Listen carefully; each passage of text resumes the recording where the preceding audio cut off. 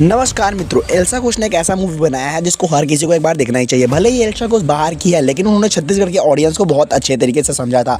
Elsa Ghosh ने एक movie बनाया जिसका नाम है ओ तेरी। वाकई में ये ओ तेरी ही मूवी था। वैसे दोस्तों, इस फिल्म में बात करूँ तो इस एल्सा घोष जो है एक बंजारन का रोल करती है और वह बताती है कि अकेले जीवन बिताने वाली लड़की के ऊपर में कितना सारा जो है दिक्कत आता है, कितनी सारी परेशानियाँ आती है, उससे वो कैसे उभरती है और लोग उस पर कैसे गंदे नज़र से देखते हैं। इस पर एक फिल्म प्रोड्यूसर की नज़र पड़ती है एल्सा घोष के ऊपर में, बंजारन के ऊपर में, और उसके बाद जो उसको जो है फिल्मी किरदार निभाने के लिए उसको लिया जाता है और फिल्म में उसको रोल कराया जाता है। फिर इस प्रकार से इस फिल्म में जो है उठा पटक होता है और हंसी मजाक के साथ फिल्म जो है एक अलग लेवल की कहानी बनती है और फिल्म जो है हमको काफ़ी आनंद दिलाता है।